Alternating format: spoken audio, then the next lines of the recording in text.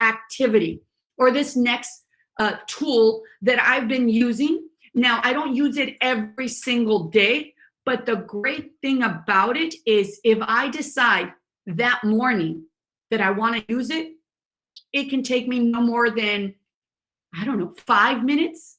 If I know what I'm going to ask, it can take me no more than 5 minutes to set up this new way of using Quizizz, which is called lessons. All right. We all should probably have been familiar, been introduced to Quizizz, which is just a gamified version of giving kids a quiz. You can assign it through our learning management system.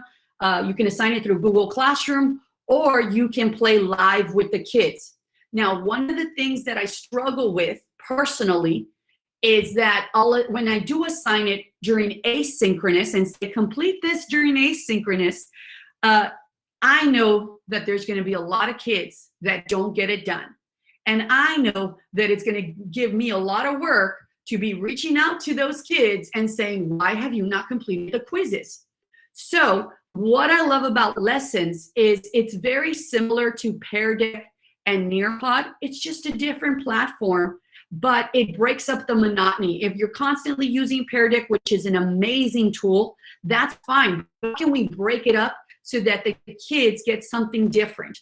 And Quizizz Lessons is you're able to upload your presentation and then add questions, right? Create a quiz, add questions in between your quizzes while you're teaching, So at the end of the lesson, your children, your students have a grade attached to their participation, to their active engagement, to them listening, and you have analytics to whether or not that lesson was successful. So I'm going to show you through a social studies lesson how it works. And of course, just try your best to answer the questions. It doesn't matter if you get them wrong. Miss Aldana, you will if you want to use this, but for right now, you're just going to log in as a student. But if you want to use Quizizz, you will need an account. You will need to create a free account. This is all free. All the options I'm showing you are all free. But for now, you don't have to create one.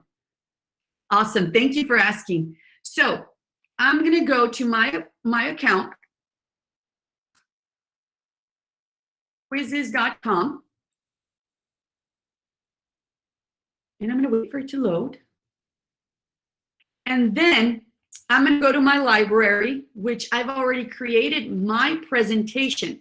So what happens, teachers, is most of the time you create, I know that in middle school, we create presentations on either Google Slides or maybe PowerPoint. And then that's what you present to your kiddos, right? That's your lesson.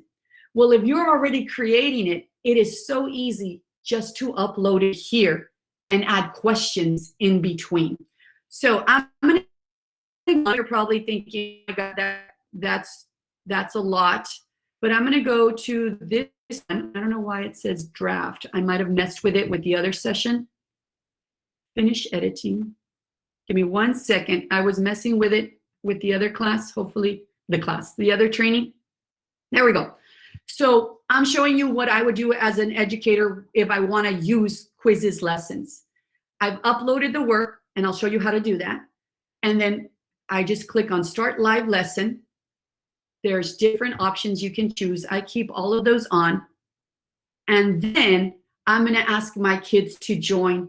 All I have to do is click on this one that says Share a Link. If you want to use a secondary device, if you want to keep watching what I'm doing, you can click on joinmyquiz.com. Like, go ahead and type that in, and this is the code. If not, I'm going to put the code in our chat. You can click and so one more time. If you want to use your secondary device, just awesome. Yes, we've got people already. So if you want to use a secondary device, you can grab your phone, you can grab your iPad, go to your internet browser, may it be Safari or Chrome, joinmyquiz.com, and that is the code right there. That is the code we're using to join. If you just have your laptop, you can just open it up in another tab, and that's fine. It's not a big deal. Awesome, awesome. Thank you, guys. I've got Michelle, Miss Aldana, Lopez, Miss Lopez, and Miss Garcia in the house already. And I know that we're not a lot of us, so 1, 2, 3, 4, 5. So I'm just missing one more individual. All right. The other thing is, as you're playing, let's say a child gets kicked off. As you put the link again, they can jump in the middle of your session. All right. It doesn't mean that, yeah, they're out and they won't be able to continue participating. If a child, it's just not working for them, Ms. Gonzalez says, my screen is blank. See if you can refresh, Ms. Gonzalez. No, I will not, Ms. Saldana. I will not give you a grade. And again, if it's not working for you, you can just stay on the Google Meets and you can just follow along like that and choose to participate if you want. All right, let us see. No grades attached to these, but, and that's okay. I'll give you the answer. That's okay. I will give you the answers. So what do I do after this? I'm going to click start, and you guys, the students, will get this screen just right here.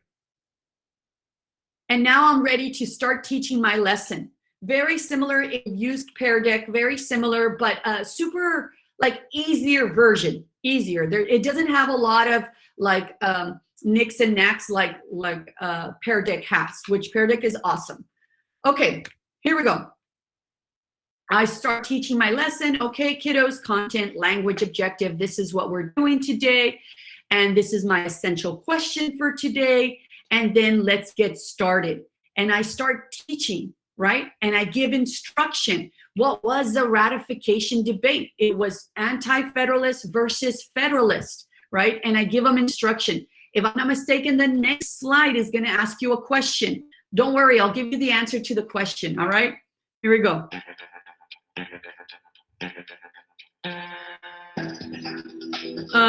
The Articles of Confederation. The Articles of Confederation.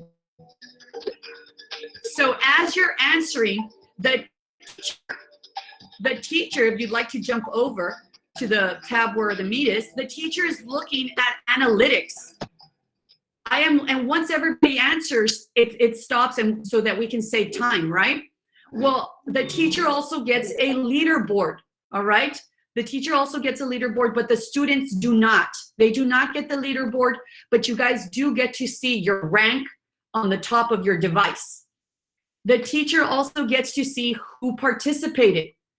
Normally I can see and I'll be like, okay, you know, Omar or Mario or Juan or whoever, I see that you are not participating, so can you please start participating, or what's the problem? And then they'll put in the Google Meets, may say, kick me off, I'm logging in again. Okay, so then we move on. And the next slide is more instruction. This is my regular lesson. This is what I have on Google Slides lesson. Ms. Contreras says it's cleaner. It's a cleaner look than Pear Deck. Yeah, no distractors. Yeah, I know exactly what you mean. I like it. It's simple. It's simple and to the point. Oh, Ms. Lopez, yes. And the thing is, it gamifies it a little bit more. Plus, you're going to see analytics, which is great. You are giving those correctives immediately. And my kids, the kids, are required to participate because I tell them, this is your quiz for today. You're not going to complete it on your own during async. You're completing it here right now. So be happy, guys, that you're getting it done right now. I'm saving you time. Yes, it's easier. Yes, I love that. So check it out. I give more instruction, but guess what? Now, let's write our notes, guys. Let's write our notes. So the kids also have the notes embedded like I normally would in my presentation, right? And normally, I don't know why this one doesn't have the page numbers, but normally I have my page numbers and all that stuff. Very simple, easy. And you're going to see, Ms. Saldana, how easy it is to create it. Like, OMG, it can be done within 5 to 10 minutes, depending on how, you know, how much customization you want to add to it. So I tell the kids, okay, keep writing. Look at your notes, guys. Boys and girls, look at your notes. Anti-federalists are opposed ratification. They're afraid of leaving the Articles of Confederation. They're against it. So when you see the word anti-federalist, remember, it's opposed, against, afraid. Put your finger on your notes, guys, because that's what you're going to get asked next. And so that's what I tell the kids. And now, let's see what it's asking. Select all of the words that mean the same as anti. So not just one, multiple. Words are against, afraid, and oppose. Against, afraid, and oppose. Awesome. Against, afraid, and oppose. So I see the teacher gets to see the leaderboard and, the analytics. And so luckily we're all getting these right. And then I also get to see who hasn't answered, what's going on? You know, did you get kicked off? Are you struggling? You know, sometimes I will be able to identify. I didn't take the submit. Oops. Yes, I have. You're like, I'm done. No, but we have to press submit. Yes, excellent. Thank you for that. Now, but I like that happens because sometimes kids will log in and then walk away. This Quizizz Lessons makes sure that the kids are active the entire, for myself, 45 minutes that I have them, right? For 45 minutes, I have them and I want them on their toes. Listos, listos, listos, listos. What did I just say? Here's a question. What did I just say? What did you just write? Aquí está otra question. So that's what I love about this. And notice this one, ask them to select all that apply. So it's not just multiple choice. It's called a check boxes, so you can select more. So let's do one more before we check and see the analytics. Here's some more information on the anti-federalist and who the main leaders are. And I talk and talk, right? And then I have them write. And I tell them, okay, guys, there's your journal. Write it down. And look at what you're writing down. Who are the anti-federalists? George Mason and Patrick Henry. Give me liberty or give me death. George Mason. Okay, so we teach and then we ask.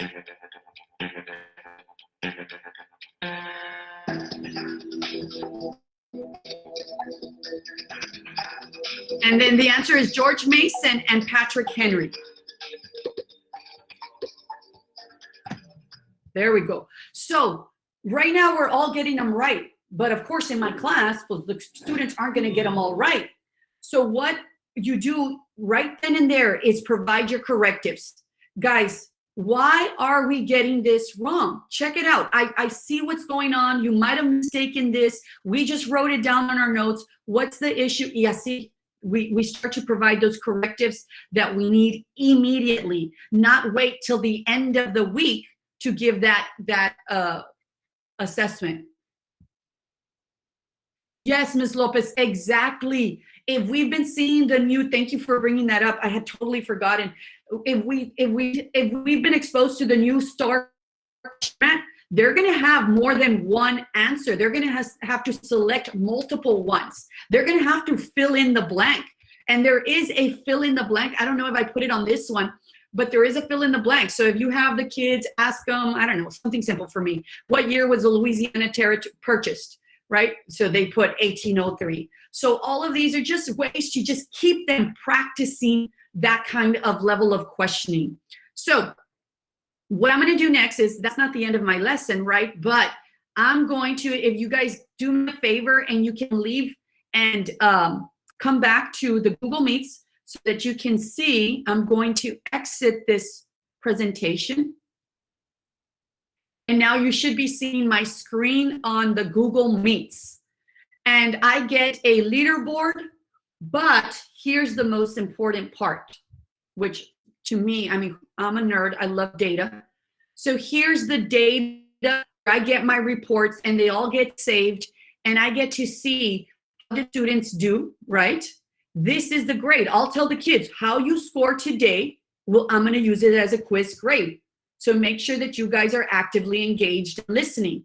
And so this will be their quiz grade. I can download, I can print, I can look at specific questions, right? So all of these analytics, how long did they take per question? Which ones did they get wrong? Just like you would on a regular Quizizz.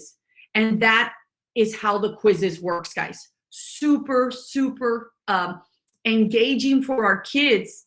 All right, I love it. Yes, I love it. So, and what I love is that you're able to teach and check, teach and check, teach and check. And then the kids know you are holding them accountable for their learning, because that's going to be used as a quiz grade, right? Y se las pito bonito también. I tell them, do you guys want to take this quiz on your own later and you forget and you get a 0? Or you do it in class while we're here? I want to do it in class while we're here so that I can give the kids correctives. If not, they take the quizzes on their own later. Who's there to tell them that they answered it wrong and why they answered it wrong? I know, Ms. Lopez, the kids will probably not be too happy about it, but you got to kind of just find a way. And I tell them, guys, do you want to be answering a question wrong and not even know why you got it wrong? Or do you want to be given this quiz later on your own and then you forget to do the quiz? We're doing it here in class, and I'm giving you guys that feedback you need, right? So now you're probably wondering, how does this work? Is this a lot of work for me, the teacher? Let me look at the time, because si no me... Okay, I'm good. So I'm going to walk you through how to do it. I'm not going to ask you to do it. I am recording this session, and I do plan to put it on YouTube. Not this session, but make one, right? And put it on YouTube. So if you don't follow me, I'm at my handle on YouTube is Mrs. Talk Techie, and I give a lot of free resources when I do the YouTube tutorials. But I am planning on doing that. If I don't put it up anytime soon and you want to do a step-by-step, like watch me do it, reach out to me. I will give my information later, and just say, Miss, can you share the link of that presentation that you recorded, and I'll share the link. Yeah, see, you can watch it. All right. So let me show you, and I'm going to give you this quiz right here. This is a fun one that you can do with your kiddos. Oh, thank you, Michelle. Awesome. Thank you. This one that I'm going to give you just made something fun. If your kids have never used it, you're going to use it for the first time, and you want your kids to just, have fun using it without feeling like, oh my God, I don't know, am I doing it right or wrong? You want them to practice the checkbox, the fill in the blank, the multiple choice. This is a game, a presentation I created, and I'm going to give you a copy of it also. So this is how it starts. You'll be able to delete my Bitmoji there, and you'll let them know you're going to have, this is you teaching the lesson. So you're going to tell them there are multiple choice, guys. So you'll be able to answer A, B, C, or D. There's check boxes. That means you're going to have to select more than one. So you're just basically prepping them so that they know the types of questions that you might include, right? So fill in the blank, there's a poll, there's an open-ended, and if I'm not mistaken, these two last ones do not get graded. You do get the data, you get to see what they answered, but they don't get graded. There's not a wrong or right answer with the poll. So here's what you would tell the kids. This would be their lesson, and you're going to tell them, guys, you're going to have to practice observing and really looking at the slide that I'm going to show you next. Really, and the kids are going to be like, Miss, what do you mean? What? And you just tell them, it's a game. You tell them, just look at the slide. Memorize what's on the slide. Pay attention to the slide, all right? It's important to listen, look, and focus, okay? And so then you're going to show them this slide, and they're going to be like, what? What is that? And you're going to tell them, guys, look at the slide. What colors do you see? What shapes do you see? How many colors, and so on and so forth. Then you will add a question, right? And maybe the question is going to be like, how many yellow squares? And you will use the multiple choice one. And then you keep going, and the kids will get the hang of it. Okay, so now you know it's important that you pay attention, but this next one, read the question carefully to make sure you answer it correctly. Sometimes there's more than one correct answer. That's your checkbox feature, Other times, you might have to fill in the blank. So then I tell them, are you ready? Are you ready? Take a look at this next slide. And it's just something simple and fun. I'm sure you guys can come up with something so much better, but I was just trying to keep it nice and simple. And so you tell them, look at the slides, guys. Look at the slide. What do you see? What kind of animals do you see? Where are the animals located? And then the next question can be like a fill in the blank. What animal was on the pink square, right? Y así se van, right? So now that you kind of get the idea of how this presentation works, let me show you how easy it is to add it to Quizizz, okay? We're gonna pretend that you have your slide presentation ready to teach, and all of a sudden you're like, you know what? I'm gonna add this one to Quizizz Lessons. All you have to do is download it as a PDF. File, download, PDF, right? If you work with PowerPoint, you can download your PowerPoints or save them as PDFs. Mind you, once it's saved as a PDF, there's no changing anything, all right? So that's one of the drawbacks. You can't change your slide once it's been a PDF because it's flat, right? So my presentation that I just downloaded is on the bottom left-hand corner. That's it. That's all I did so far. This is the same slideshow I was going to use to present to my kids, but I said, you know what? I want to check for understanding the entire lesson. I go to Quizizz, and all I'm going to do is go to Create Lessons. And then you type in your whatever you want to title it. I'm titling it this so I know which ones I have to delete later. And for every one you create, you get this, basically this introductory slide. You cannot delete this one. You can't delete it. But what can you do to it? Go up here to Theme. Just real simple. There's going to be a lot more you can do, but I'm going to keep it simple. Theme. And then you get to pick a theme. Apply. And now it looks cute like this. And then the last thing I'm going to show you to kind of customize is you can go over here to the right-hand side and change this up, right? Just like that. Or add whatever image you want. So if you're teaching, I don't know, the periodic table or elements in the period, you can add a picture there. Or get cute and go to our Bitmoji Chrome extension and find one. And all you have to do is right-click, copy image address. You might even be able to drag it. I haven't tried it, but I just paste that image address there, and there you have it. Ready. Okay, that's enough customization. I don't want to spend too much time. What do I do next? Bottom left-hand corner, right here on Import Slides. Yay! Thank you, Ms. Lopez. I'm glad you liked it. It's very simple. It's going to be very simple to use. Now, it's telling you PDF, Google Slide, or PowerPoint. All it's giving you is instructions here.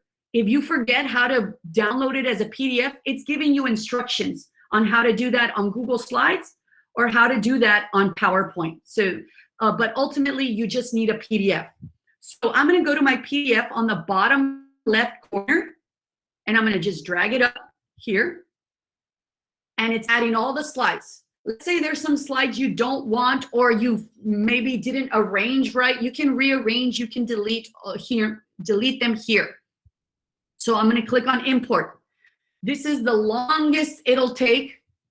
Other than that, everything goes really quick. This is the longest it's taking, especially with my Wi-Fi. Oh, my back.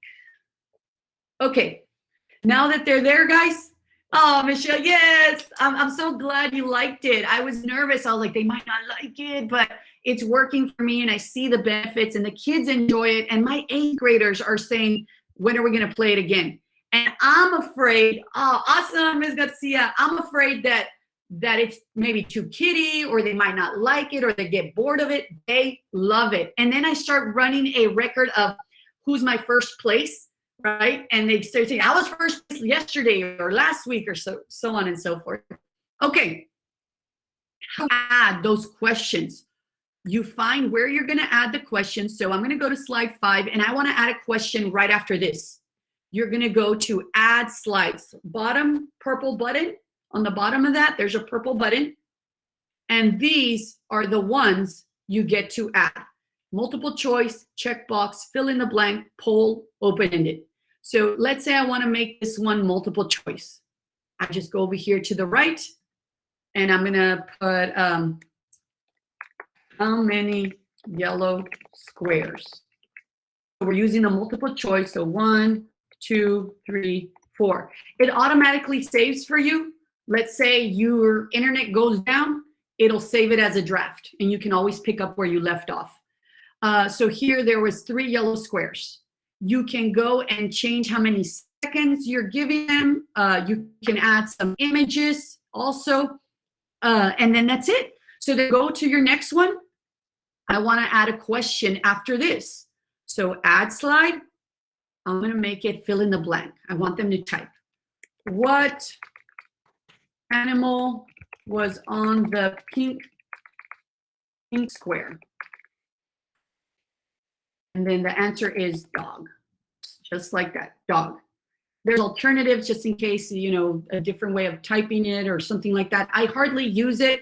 If I do use it, it's to use simple things like dates and like one-word answers, because I don't want it to be marked wrong just because they made a mistake. So then after that, that's it, guys. You keep going. For example, this one, add slide. Maybe I want to do checkbox. And in this one, I'll say, what shapes did you see? I don't know, right? So circle, you didn't see a heart, square or rectangle, y'all know what I mean, and triangle. And there was circle, square, and triangle. What I see. Let's pretend there is a last question there, just a trick question. What weighs more? What weighs more? So maybe you can use a fill in blank or an open-ended, and they'll explain, you know, it's a trick question, so they could explain why they both weigh the same because they're both a pound, you know. Start getting them to use their language, practice their language domains of writing. So now that it's ready, you don't have to press save because it's been saved, but you do have to publish it. So I publish, and then it'll ask you for a couple of questions. I put, you know, whatever. Do you want to make it public? I always make mine public because my other colleagues will go in and they're like, oh, I'm going to use your quiz you create. I'm like, fine, go ahead. I mean, right? You can do the same with all the other ones that are there available. My ELA teachers in 8th grade, I told them about this and they already used it. And they're like, I didn't even create it. There was one already done. It was perfect and I used it. So take a look at that, those that are done in the library.